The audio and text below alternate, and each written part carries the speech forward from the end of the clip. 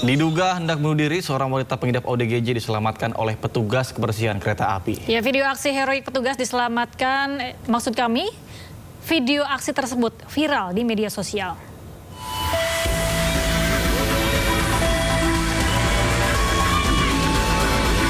Pria berbaju biru ini terus berupaya menarik dan menahan seorang wanita yang berada di pinggir rel kereta api yang hendak berlari ke arah kereta api yang hendak melintas. Nampak salah satu kaki wanita tersebut sudah berada di atas rel.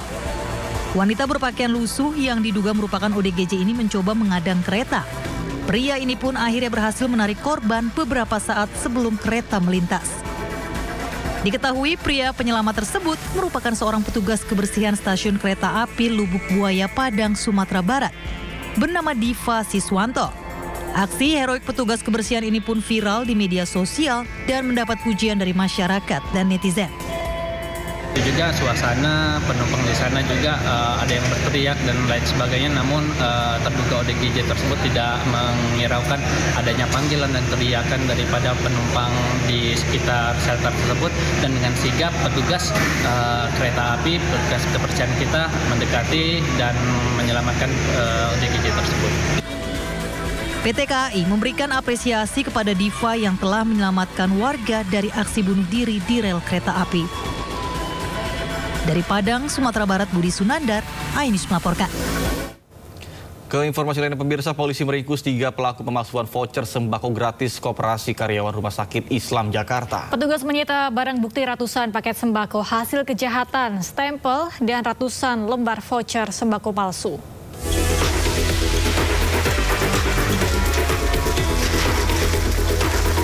Rumah milik SN, wanita berusia 32 tahun di Jalan Pulau Jahe, Jatinegara, Cakung, Jakarta Timur, digeledah aparat Reskrim Polsek Cempaka Putih, Jakarta Pusat. Dari dalam rumah, polisi mendapati ratusan paket sembako dan stempel palsu.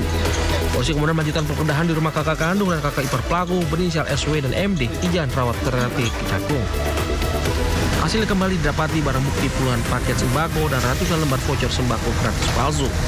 Aksi terbongkar setelah adanya laporan dari pihak Koperasi Karyawan Rumah Sakit Islam curiga dengan penukaran voucher sembako gratis oleh pelaku MD dalam jumlah besar.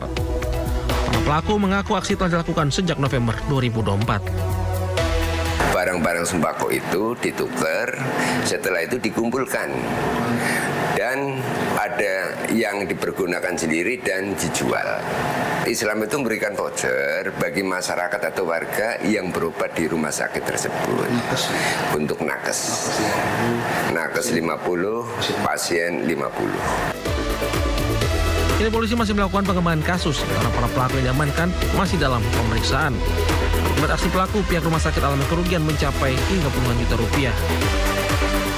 Dari Jakarta, Rani Sanjaya, iNews melaporkan. Pemirsa, pasca ancaman teror bom oleh 2 pria, polisi memperketat pengamanan di sekitar Mapolres Pacitan. Hingga Sabtu malam, jalan raya depan Mapolres Pacitan masih ditutup total. Akses keluar masuk diperketat, tamu dan kendaraan diperiksa intensif. Kapolres Pacitan AKBP Ayub Diponegoro Ashar, proses penyidikan terhadap 2 pria yang telah ditetapkan sebagai tersangka terus dilakukan. Kedua tersangka beserta barang bukti 1 pucuk senjata api jenis airsoft gun telah dilimpahkan ke Polda Jawa Timur. Sampaikan bahwa kasus yang ditangani di awal adalah pengancaman kepada petugas, namun itu bukan perkara tindak pidana teroris. Saya sampaikan sekali lagi, bukan perkara tindak pidana teroris, namun perkara pengancaman kepada petugas yang mana sudah kami limpahkan perkaranya ke Polda Jatim. Kemudian kami juga sudah menangani kasus minyak ilegal atau BBM. Itu juga rencananya malam ini akan kami limpahkan juga ke Polda Jatim. Selanjutnya nanti rekan-rekan bisa menanyakan perkembangannya ke Polda Jatim. Aksi kejar-kejaran terjadi antara polisi dengan pengedar sabu di Kota Medan, Sumatera Utara. Para pengedar panik berhamburan hingga nekat menceburkan diri ke sungai demi menghindari kejaran polisi.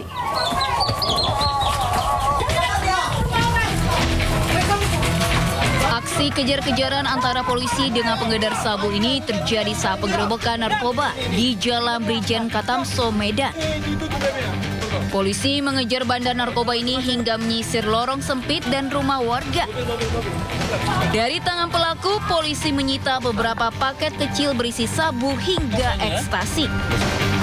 Kalau satu paketnya berapa stok? Ada pula bandar yang nekat ceburkan diri ke sungai demi menghindari kejaran polisi. Namun usahanya sia-sia karena polisi berhasil meringkusnya. Penggerebekan ini berawal dari adanya informasi warga yang resah dengan aktivitas jual beli narkoba di kawasan ini. Dari penggerebekan, 2 pelaku ditangkap beserta sejumlah barang bukti. Bandar yang merupakan PO yang memang dalam penyelidikan kita yang bersangkutan ini sudah lama melakukan kegiatan menjual narkoba di daerah ini. Sementara polisi kini tengah memburu pemasok narkoba yang identitasnya sudah diketahui.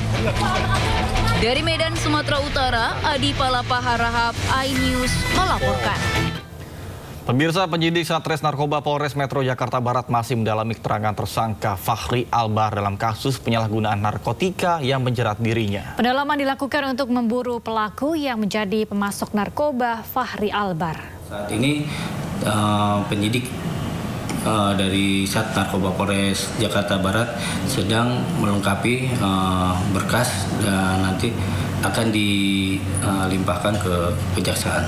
Berarti berkas terus dikebut tuh? Ya, penyidik Narkoba Polres Metro Jakarta Barat saat ini masih melakukan pemeriksaan terhadap saudara FA terkait barang bukti tersebut.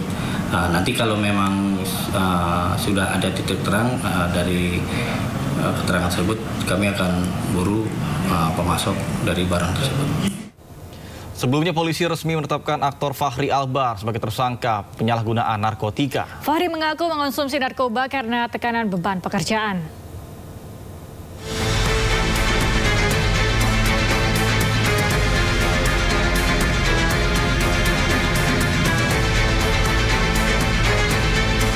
Aktor Fahri Albar kembali tersandung kasus narkoba. Kali ini ia ditangkap polisi di rumahnya di kawasan Lebak Bulus, Jakarta Selatan Minggu lalu karena kedapatan mengonsumsi narkoba. Saat menggeledah rumah Fahri, petugas menemukan barang bukti beberapa jenis narkoba, yakni sabu, ganja, kokain, dan pil aprazolam. Polisi kemudian menetapkan Fahri sebagai tersangka. Ini merupakan penangkapan Fahri yang ketiga kalinya. Fahri mengaku mengonsumsi narkoba karena tekanan beban pekerjaan. Kemudian juga terhadap saudara FA sudah dilakukan tes urin untuk metamfetamin positif, amfetamin positif, benzodiazepin positif. Pasal yang akan diterapkan kepada tersangka, yang pertama, Undang-Undang Republik Indonesia Nomor 35 Tahun 2009 tentang narkotika.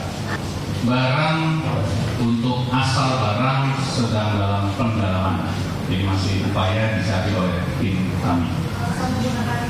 Untuk alasan penggunaan, ini kebutuhan pribadi untuk menenangkan pikiran dengan menjalani kehidupan dan pekerjaan.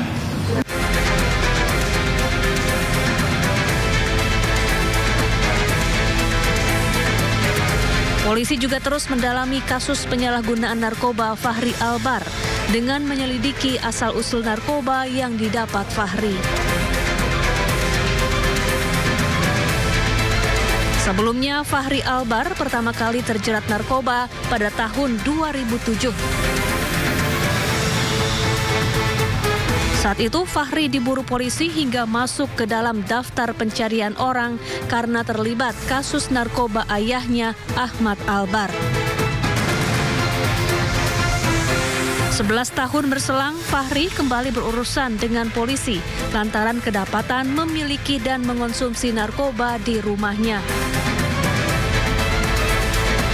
Fahri kemudian menjalani rehabilitasi. Tim Liputan iNews melaporkan.